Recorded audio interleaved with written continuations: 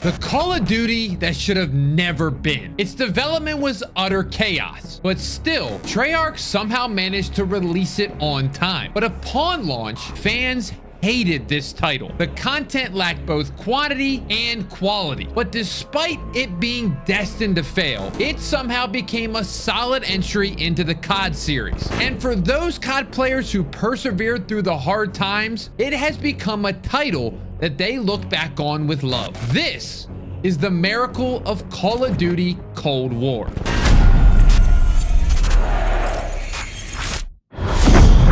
Chapter 1.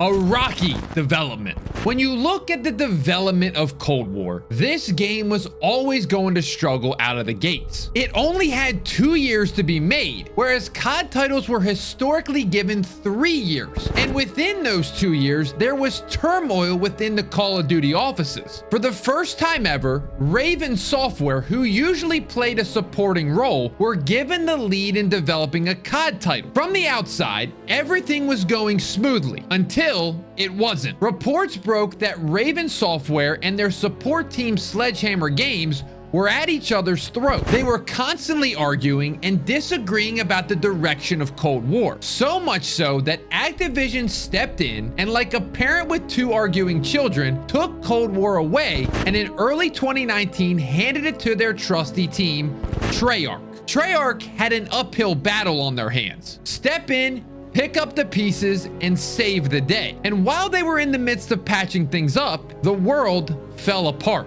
The timing couldn't have been worse. Initially, like the rest of us, the developers underestimated the virus. They thought the problems would only last a couple of weeks, maybe a month at the most. The idea of it lasting the entirety of 2020 and beyond was beyond the realm of possibility. But once it got to 2 months, Raven's senior directive creator Dan Vondrich was confident this hurdle would result in Cold War being delayed. And why wouldn't it? The world was shut down. Game development that relies so heavily on in-person communication was a thing of the past. Halo Infinite, delayed. Cyberpunk 2077, delayed. Battlefield 2042, delayed, and the list goes on. But work on Cold War never stopped for a moment. Employees worked overtime. Voiceovers were recorded from home, with voice actors having to become producers, audio engineers, and the directors all at the same time. The game's motion capture, that is usually filmed in a cutting-edge studio with high-end cameras and experienced directors, were created from people's living rooms and bedrooms. Treyarch even shipped them microphones, motion capture suits, helmets, sound mixing boards, recording equipment, because they were so bent on making this game happen, despite what stood in their way. A funny note, the actors themselves would drop notes to their neighbors, letting them know not to panic if they heard screaming, shouting, or just the cries of war, because they're just doing their job. There were no props, no actors to interact with, no director to give orders. It was an uphill battle, and according to Treyarch, absolutely everything took longer to develop. For a long period of time, Cold War's future was seriously touch and go, but somehow Cold War still released on time. It's a testament to all those who made it happen, but in hindsight, maybe they should have delayed it. As when the game hit shelves on November 13th, 2020, the impact this chaotic development had on the end product was all too apparent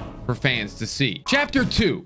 Where's the content? With each new COD release, gamers pretty much want the same thing every time. No performance issues, a good and balanced gun variety, smooth mechanics, and a varied map pool. If we got that each year, most COD fans would be happy. But upon release, Cold War offered none of that. There were only 8 multiplayer maps available on day 1, with most of them feeling basic in design, lacking in game flow, and in truth, not that memorable. For reference, Black Ops 4 launched with 14 multiplayer maps. And as with any COD, not everyone is going to love every map. Everyone has a few they personally don't get on with. So realistically, Cold War only had 4, maybe maybe 5 maps that people liked playing on, and the seasonal content just didn't come fast enough. Season 1 landed a month after launch. It brought 4 multiplayer maps, which sound great on the surface, but 3 of those were remakes from old titles, and the one original wasn't up to scratch. And that was the story for the next few seasons. Just mediocre content that would help the map pool variety a little, while not doing it enough to transform it entirely. For zombies, it was the same, just 1 map on launch. And while fans generally enjoyed it, playing it over and over again with no variation gets old quick.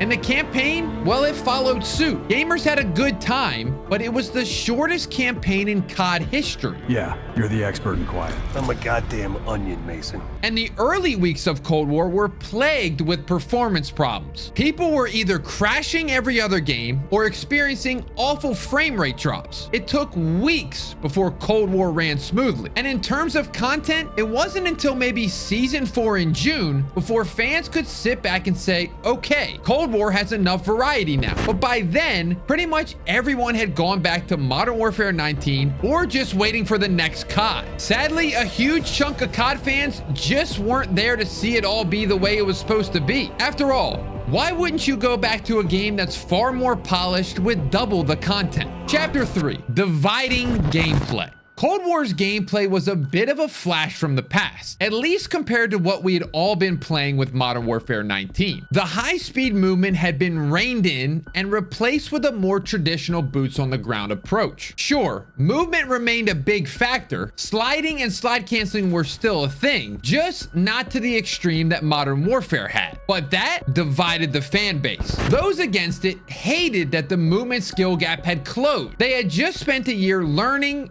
and honing their movement mechanics, only for them to become a thing of the past. And generally speaking, that group of players also didn't like how the score streaks worked in Cold War. Treyarch decided to ditch the classic COD kill streak system in favor of the increasingly favored score streaks. Your progress towards a score streak wouldn't reset upon death, meaning even players unable to go on lengthy streaks were eventually able to earn score streaks every single game. Again, Cold War was deemed to be catering to the more casual, mediocre COD fan, and the players at the top of their game had felt like they had been done dirty. Chapter 4, Breaking Warzone.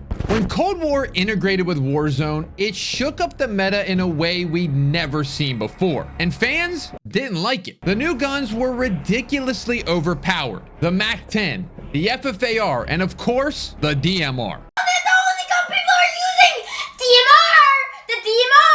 Making them this strong was likely an intentional marketing strategy by Activision designed to drive Cold War sales. Because if you hadn't leveled up the Cold War guns and were sticking to your Modern Warfare loadout, you'd be at a huge disadvantage in every Warzone lobby. The wisest thing to do would be purchase Cold War, go grind the multiplayer, max out your DMR, and then head back into Warzone. Sure, you had plunder as a viable option for grinding, but multiplayer was undoubtedly the most time efficient way to go about it. And it's just another reason why people didn't enjoy Cold War early on. A good portion of the players simply didn't want to be there. They wanted to be on Warzone, but felt like Activision kind of forced their hands with Cold War's OP guns. So they had no choice but to go and play multiplayer. And when a big chunk of the people online don't actually want to be there, it's probably not going to create a fun environment for the ones who are there out of choice. So sure, Activision definitely made some extra sales, but the integrity of Cold War and Warzone was the price they paid. Chapter 5.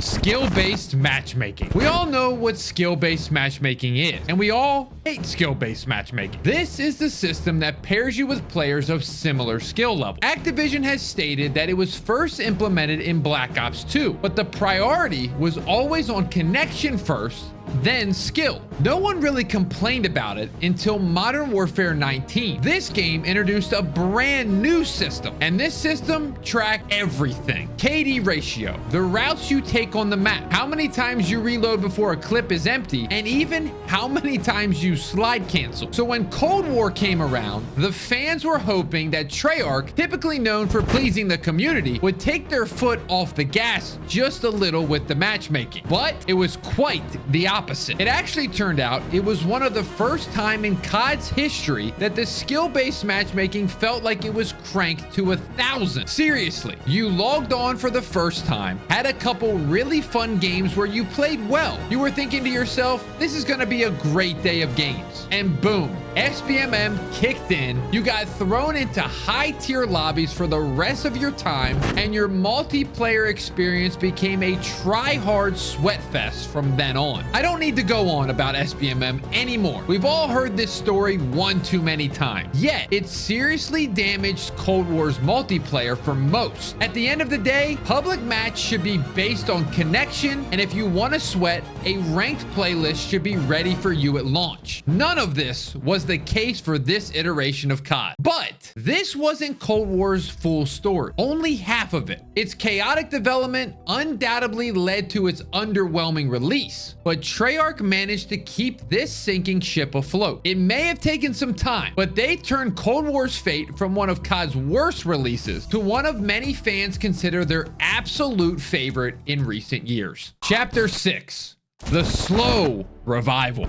We know that the lack of content was Cold War's biggest downfall, but in the end, content became its savior. After all, no one really had anything too bad to say about the actual gameplay. It had fluid mechanics, was relatively balanced, and had a great feel to it. And ironically, getting those things right is actually the harder task for the devs. Giving players enough maps to sit through so we don't get bored should just be a given. So once more multiplayer and zombies maps came along, Cold War was solid. Season 1 brought 4 6v6 multiplayer maps, a new zombies map, and much more. Sure, they were mostly remakes like Raid and Express, but we got Nuketown. I know we're all a bit tired of seeing it, but hey, it wouldn't be a Treyarch game without it. After Season 1 injected some much needed variety into Cold War, fans were pumped for Season 2. It ended up being a little bit of a letdown. We got one multiplayer map and a new zombies mode, Outbreak. Admittedly, Outbreak's large-scale zombie vibe was pretty cool, but not enough to sustain an entire season. However, the open world nature of Outbreak definitely helped inspire the zombies we see today in Modern Warfare 3. Thankfully, from there on out, the remaining 4 Cold War seasons delivered. They all featured at least 3 multiplayer maps, with old classics like Hijack, Slums, and Standoff returning to the ever-growing map pool. Zombies received 3 additional maps, including most people's favorite, Mauer de Toten. All the iconic game modes like Infected, Capture the Flag, One in the Chamber eventually made their comebacks too. The gun pool increased, the number of operators grew, and new score streaks were added with almost every season. By the end of Season 6, probably even by the end of Season 3 or 4, Cold War looked like an entirely different game, rather than the bare-bones Call of Duty we received at launch. Finally, it had the variety of content that it needed. The real shame is, it took 6 months to get there, and by that time, most had left the game for good. Chapter 7. Classic gameplay. While some COD fans hated the reduced movement from MW19 to Cold War like we had talked about, most welcomed it with open arms. They felt like Modern Warfare's wild slide canceling was too much of a leap from what they historically knew, with Cold War being a return to that familiar norm. It had that classic arcadey feel that we'd all come to love from Black Ops over the years. The creator class was pretty straightforward, with the perks, wild cards, and tacticals all being features fans were familiar with. Of course, there was still a confusing gunsmith, but hey, that is just every Call of Duty for the past 5 years. But the time to kill, it felt perfect. Old school fans relished the fact that doors and mounting were removed. The score streaks felt balanced. From a gameplay perspective, Cold War got it right. That's why, despite its incredibly tough launch, an awful lot of COD fans will actually claim it's their most beloved game in recent memory. Conclusion. In the end, Treyarch and company did an incredible job just to get Cold War out in a playable state without any delays. And with everything that went into this development, this game really had little to no chance of going down as an instant classic. Instead, Cold War was a slow burner. Month after month, season after season, Cold War got incrementally a little better. Sure, the content was a little drip-fed, but there was no other choice considering the limited time Treyarch had to create it. By the the end of its 1-year life cycle, Call of Duty Cold War went down in the history books as one many fans look back on fondly. But had this game had all the content we needed on day one, you can't help but wonder what could have been for Cold War. So that brings us to this question. What would you rate Cold War? Leave a like if you enjoyed, and thanks so much for watching. We'll see you in the next one.